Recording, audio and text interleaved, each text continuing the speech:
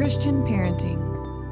Hey, welcome back, sweet families, to the Called to Love podcast, where each week, as you know, we discuss the practical, the clinical, and most importantly, the biblical aspects of the adoption and foster care calling. And I just want to take a moment to both thank you and celebrate with you. It was brought to my attention by the Christian Parenting Network that we recently hit within the top 100 parenting podcasts. So this is huge. What an honor. And I just want to say thank you. This continues to be a privilege to be able to engage in this ministry with you and grow with you. So we are in a series for the month of February called Trusting God with What We Cannot Control. And today's episode is actually inspired by one of the very first conversations that I had with Christian parenting when they came to me about starting the Call to Love podcast. And today we're talking specifically about trusting God when we are not able to control our children's choices. Now, when they first came to me and just dreamed up this podcast and it becoming a resource for families just like yours, they told me about a family whose adopted son had grown into a teenager, a young man, and he was just continuing to run away and make some very dangerous and self-destructive choices. Now, for all intents and purposes, this family has done all of the quote unquote right things. They adopted him, welcomed him into their home, into their lives. They loved him well and gave him every opportunity at a good life. And throughout this episode, I'm going to share examples from families just like this that I have heard over the years. I'll certainly protect their privacy and their identities out of respect by generalizing some of the details. But I share this because it is all too common. And yet families feel alone in this struggle, and they can take on this sense of shame that honestly extended family, friends, and even their church communities don't always know how to support or address them in. So I'm sharing these as examples, number one, to communicate that if you are experiencing something difficult with your adopted or foster child, you are not alone. It is very, very common as we are stepping into these broken and messy stories and situations for these children that we love so dearly. And secondly, I share this because for those who have stepped into this calling, I want to give you a fair and honest perspective on the realities of these callings. It is not all Hallmark. It is not all roses and butterflies and unicorns and all the things. There is a great deal of challenge in the day in and day out of walking out this calling. And I would not be doing you any favors if I didn't share the realities of that or speak into them in a way that encourages and breathes life, but also says, I see you and I understand and you're not alone. So along those lines, let me just give you some other examples. One of my closest friends who also works in this foster and adoption space with me, she has walked a hard road with her daughter, she and her husband and their biological son. They adopted this young girl as a preteen. She is now a beautiful young adult. She is thriving in a career and she has made some really, really difficult choices. And the brokenness and the trauma that she experienced as a child before coming into their home caused a lot of strife in their family over the years, where they had to make some really, really tough decisions that I'll talk about in just a moment. But this family faithfully showed up, even in the midst of extreme rebellion and both self-sabotage and sabotaging of family relationships over the years through triangulation and different behaviors. Another example that I can share with you is just recently, a friend of mine had to make a very hard decision, she and her husband, after an extensive time of fostering a teen, that it was time to transition her to another living arrangement for the overall health of both the teen and the family. Another example of this, a very good friend of mine, she's actually an adult adoptee. And though she has shared openly her struggle throughout the years with identity and wrestling with her story and how she relates to her biological family, she's thriving as a beautiful, God-fearing woman, as a wife, as a mom. She has an incredible career. And all the while, her adopted sister, who's not biologically related, but her sibling nonetheless, has chosen a very different path, very self-destructive lifestyle with broken relationships and very, very difficult choices, raised by the same parents in a loving Christian home, stable, loving Christian home. 2 daughters, 2 paths. It all came down to choices. Another example for you is a family that I was made aware of who adopted their son at a very young age. I suddenly learned that as a teen, he was perpetrating abuse against his younger siblings in the home after absolutely no indicators or warnings of the behaviors up to that point. And that family had to make some really, really hard decisions. So these are just a few examples and scenarios that are all too common. And if we're not careful as adoptive and foster parents, we can fall into this mindset of failure and defeat when our kids do not turn out the way that we had hoped, or they haven't made choices that would define as success. And it's easy for any family experiencing these challenges to question themselves and wonder, what did we do wrong? But friends, that is not the question to ask. In fact, asking that question takes families in the wrong direction altogether, in my opinion. We've talked about this often on this show, but adoption requires a tremendous amount of energy. The same is true for foster care. This is emotional energy, physical energy, and spiritual energy. We have so much that we pour out on a regular basis, and it can be difficult when you are depleted because of negative behaviors and behavior patterns and choices that are made. So we come a lot of times to these scenarios to a place of just not being able to offer a whole lot. Like our energy is just, our supply is low, right? We are depleted. And so my purpose in today's episode is to bring light to the reality of these scenarios, but also to try to encourage you, to help you to redirect your precious and often short supply of energy towards what is actually helpful for you, your family, and the child that may be struggling with some less than ideal choices. So first and foremost, I want to say this. Do not lose confidence in your role as the parent because your child is adopted or being fostered. This doesn't disqualify you because your child has a first family. You have stepped into this calling. That child has been placed with you by God. We talked about this in last week's episode. You have that spiritual authority over that child, but you also have the parental authority over that child. So don't play the adopted or foster card when your child is making poor decisions. Discipline them accordingly. Teach them respect for themselves and for others.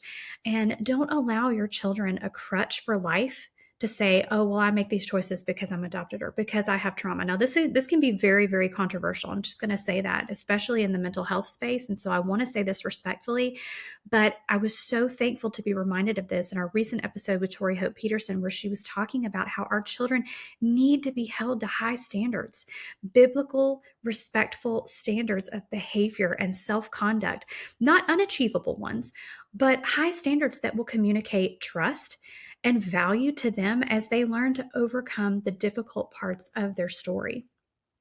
We cannot live in fear. Our kids, though, yes, they are going to experience some form of trauma, of struggle within themselves to reconcile their story and why their life is the way that it is.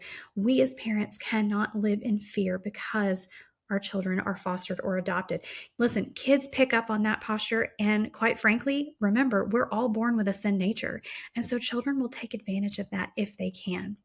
So again, we've talked about this on the podcast a lot as well. Love looks like confidence. And oftentimes, as a parent, whether they're biological or not, we've got to be many steps ahead of our kids because kids are smart.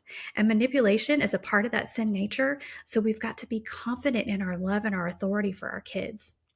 Worrying that any wrong move that you make is going to ruin your child or just set them back in a way that they can't come back from it, it forever undermines your own confident authority that your children desperately need. And so don't be afraid when there's a misstep. Don't be afraid when you lose your temper. Don't be afraid when you realize that you didn't understand the depth of their trauma or their experience as well when it was expressed. You don't know what you don't know. So don't worry about making those wrong moves. And remember, with proper guidance and care, the brain can rewire and trauma can heal. So yes, trauma is a factor, but our traumas do not have to dictate our choices. We all have the ability, with the proper care and support, to break destructive patterns and to choose healthy habits, relationships, and mindsets. I hope that's encouraging to you to hold our children, what I like to say, and a friend of mine wrote in a book years ago, hold them capable.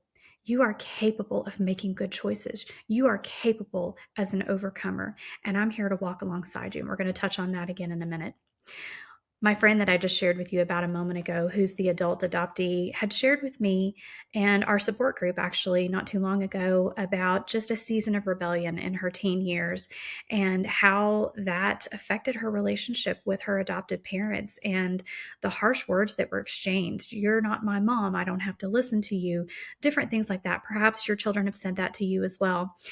And in retrospect, now an adult, well into adulthood, and being able to look back on that season of her story, she has said to me and asked me to express to families just like yours over and over again, please don't take it personally when your kids say things like this.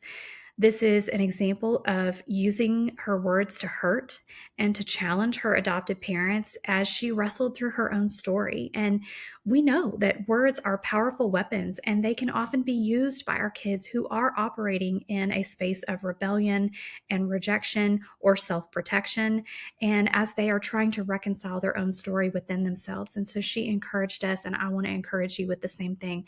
Don't take it personally. It is a reflection of the own struggle of their heart and not their need for you or their love for you.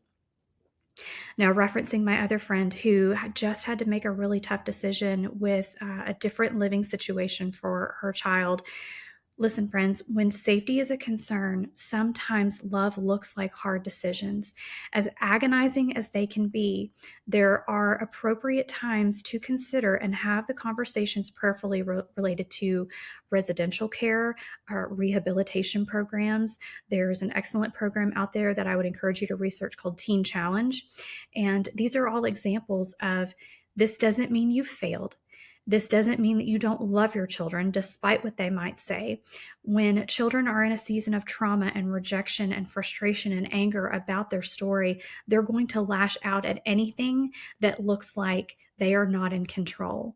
And so situations like this, where it is a safety concern for the child, it is a safety concern for the family and the home, and you need to be exploring these options, please do not feel like a failure because of your children's choices.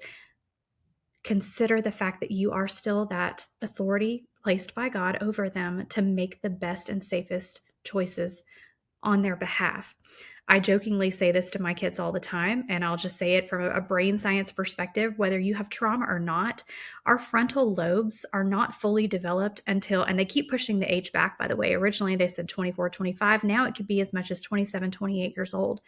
And this is a functioning adult who may not have experienced those adverse child experiences that we've talked about on the show before. Everybody takes a while for their frontal lobes to develop. And so that affects our decision making. It affects how we understand how our choices and actions affect others. So I jokingly say all the time in my home, hey, I'm your walking frontal lobe because yours isn't fully developed yet. And I don't say that to talk down to them. It's kind of a laughing matter, but it is a way that I remind them, like, hi, I am the authority placed over you as your mom. Your father is the same way. We are here to help guide you in your decision-making processes because despite what you think, you don't know everything and you don't understand the full gravity of your choices and consequences that may come as a result of your decisions. And that's the beauty of the parent-child relationship designed by God. It is guidance, it is discipleship. And so sometimes we have to make these hard decisions for our kids, understanding that this is in their best interest. So families, if you have found yourself in this situation or if you are wrestling with this conversation right now, I want you to hear that you have not failed if this is the best option to keep your child and all of the members of your family safe. Now, in the midst of all of this, it is so exhausting and we can feel incredibly weak in these seasons as we are wrestling with these hard decisions, as we want to express love for our children and see them thrive, but yet we are absolutely being inundated with the challenges of their behaviors and their choices. I just want to say this too. It's okay to be weak. It's okay to be a confident authority for your child, but also be weak before your heavenly Father. 2 Corinthians 12:10 says, "So I take pleasure in weaknesses, insults, hardships, persecutions, and in difficulties for the sake of Christ. For when I am weak, then I am strong." So I want to encourage you in those seasons of weakness, it's okay to acknowledge and fall into the arms of your Heavenly Father and continue to lean into Him, to trust Him, to make the decisions that are best for your children who are making difficult choices, and trust Him with the outcome. Next, I want to encourage you with this. Perfection is never the expectation. And full disclosure, if you haven't listened to the podcast for very long yet, I am a strong-willed mama, and I am raising a very strong-willed adoptive daughter. So do you think that that is a recipe for perfect interactions every single day? Absolutely not. No one, not one person on this earth is going to respond perfectly every single time a conflict or a challenge arises in the parenting journey. This is not a fair expectation for us to set on ourselves. Despite what social media says and all of the parenting self-help books, we're going to mess up. Our kids are going to mess up. Think of it this way: God is the perfect parent, He is the perfect father, and His kids, us, we still mess up all the time. So don't set that expectation that you have to be the perfect parent in order to make sure that your child succeeds or doesn't make bad choices or doesn't know how to receive love properly or is able to ultimately overcome their trauma, right? That is not for us to carry. On the flip side of that, little failures paired with humble apologies will not irrevocably damage your children. In fact, I would argue that these moments of failures and apologies are incredibly impactful at teaching your children what reconciliation and healthy relationships actually look like. So don't live in bondage to your shortcomings for those moments that you feel like you failed. Ask for forgiveness from those that you have wronged and move on to model that walking in freedom of forgiveness that we are offered by Christ. I hope that encourages you today. We've come back to this theme with every single episode, and so I hope that you're starting to pick up on this as we're talking about trusting God with what we cannot control, and we're leaning into these specific topics. We need to release what is beyond our control. So hear me say this very plainly. We can choose to love, and our children may refuse to receive it. Whether that's forever, for a season, we can make that choice, and our children might still make the choice to refuse that. We can offer all forms of help and support, and our children may decline them. We can share the gospel in daily life and conversations, and they may still yet reject the message. But something that has been so freeing for me just in recent months is this reminder that it is not our job as Christian parents, as foster and adoptive parents, as biological parents, as caregivers, it is not our job to rescue our children from their testimony. In a culture that rushes to remove struggles and challenges from our children, let's instead lean into those challenges and remind our children every step of the way that we are here, committed to walking the journey alongside them as long as it takes, knowing ultimately that the Lord is faithful to complete what He has begun. And the benefits of these testimonies for our children in the long run are far greater if on the other side of it, it produces a strong faith and an endurance to overcome the challenges that they are facing.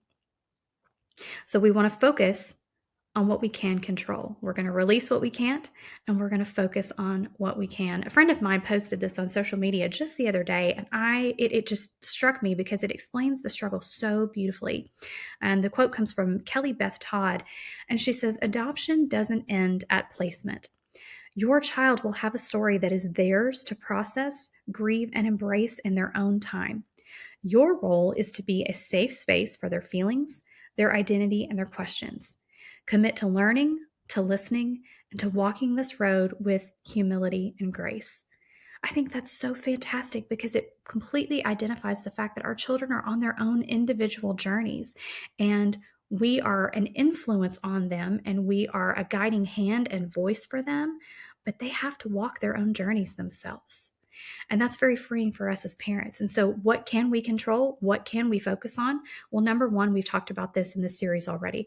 We focus on our obedience to the call of God on our lives. So, if God has called us to this and we're obedient, we can control that. We control our obedience. Number two, consistency in love, instruction, and showing that healthy authority in your child's life. These are things that we can control ourselves. Number three, provision for their every need. We can control. We know that we are giving our kids everything that they need. I didn't say want. That can be a sticky one. We don't have to just give and give and give beyond their needs. Now, we want to do that because the Heavenly Father does that for us, but I don't want you to feel like you have to overindulge your children in order to help them overcome their trauma. Provide for your children what they need and beyond as you feel appropriate.